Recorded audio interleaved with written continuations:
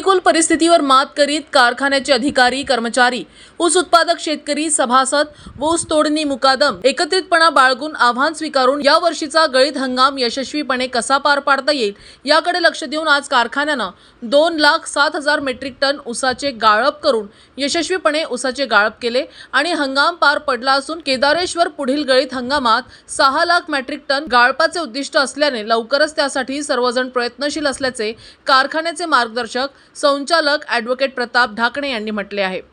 संघर्ष योद्धा बबनराव ढाकणे केदारेश्वर सहकारी साखर कारखान्याच्या गळीत हंगामाची सांगताच आरंभ आज साखर संघाचे प्रादेशिक सहसंचालक संजय गोंदे, पोलीस निरीक्षक संतोष मुटकुळे यांच्या हस्ते गव्हाणीचे पूजन करून करण्यात आली। यावेळी कारखान्याचे व्हाईस चेअरमॅन माधवराव काटे, राजाजी बुधवंत, संग्राम काकडे, कमलेश संचेती, सुरेश तात्या होळकर, त्रिंबकदादा चेमटे, शरद सोनवणे, सर्व संचालक मंडळ, सभासद, अधिकारी, कर्मचारी, ऊस उत्पादक शेतकरी उपस्थित होते। संघर्ष योद्धा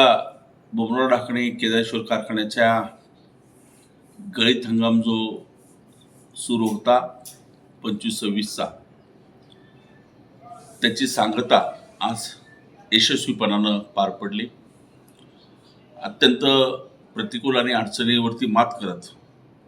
या कारखान्याच्या संचालक मंडळाने, अधिकारी, कर्मचारी, सर्व ऊस उत्पादक शेतकरी, सभासद आणि तोडणी मुकादम यांनी एकत्रितपणानं हे आव्हान स्वीकारलं आणि हे आव्हान स्वीकारून 1 महिन्याने कारखाना उशिरा म्हणजेच 1 डिसेंबरला सुरू झाला, तरी सर्वांच्याच सहकार्यानं आज 2 लाखाच्या पुढे गळीत नेलं आणि आज आम्ही थांबलो। रीती रिवाजाप्रमाणे आपल्या विभागाचे प्रादेशिक सहसंचालक आणि या तालुक्याचे पोलीस निरीक्षक व इतर सर्व मान्यवरांच्या उपस्थितीत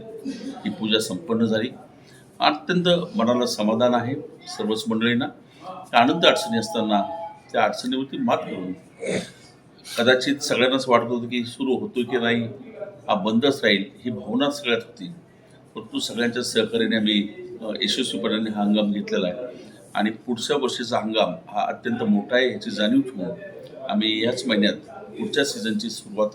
तयारी करतोय आणि मला विश्वास आहे की या सगळ्यांच्या सहकार्याने पुढच्या वर्षी मात्र अत्यंत ऐतिहासिक गळीत हंगाम